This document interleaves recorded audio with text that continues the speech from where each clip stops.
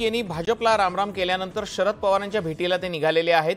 दिलीप मोहिते पाटील आणि भाजपातल्या अंतर्गत कुरघोडींवरती त्यांनी 2 दिवसांपूर्वी नाराजी व्यक्त करत भाजपाच्या सर्व पदांचा राजीनामा दिला होता।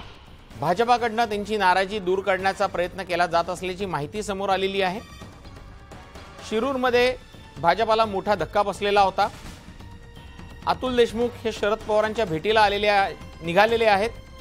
2 दिवसांपासून देशमुखांची भाजपाकडून मनधरणी सुरू होती।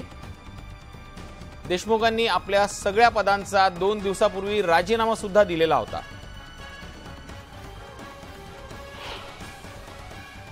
शरदचंद्रजी पवार साहेबांच्या कर्तृत्वाचं गारुड महाराष्ट्रावर एवढं मोठं आहे की हे फक्त तुम्हाला ट्रेलर बघायला मिळतात।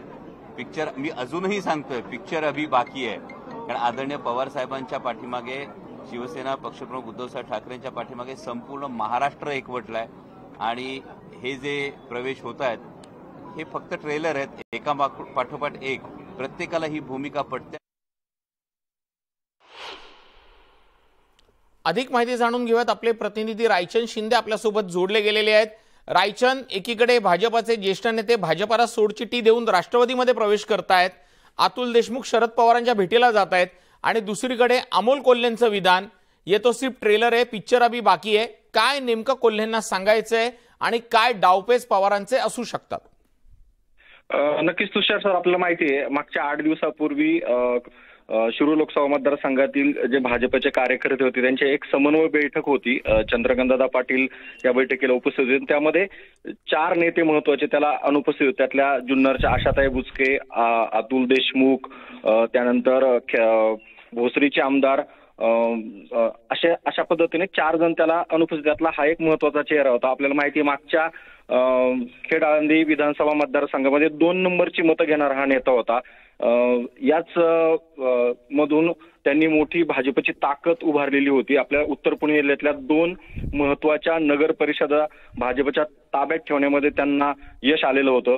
पण मागच्या काही दिवसांमध्ये अतुल देशमुखांना या सगळ्या प्रक्रियेमधून डावललं जात होतं असा त्यांचा आरोप होता आणि त्यांनी काही काळ त्याची प्रतीक्षा सुद्धा केली। हे सगळं नाराजी थांबवली जाते याचाही प्रयत्न भाजपकडनं होत होता, मात्र तो थांबवला गेला नाही। आणि 2 दिवसापूर्वी अतुल देशमुखांनी ज्यावेळेस एक्झिट घेतली भाजपमधून, त्यानंतर अमोल कोल्हेंनी सुद्धा एक सूतोवाच केलं। ते आपण थोड्या वेळेसपूर्वी पाहिलं काय, तो सिर्फ पिक्चर आहे।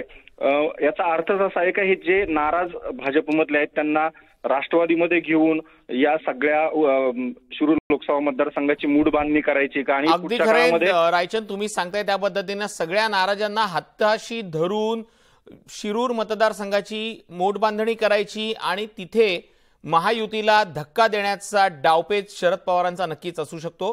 धन्यवाद रायचंद, तुम्ही दिलेल्या या माहितीसाठी।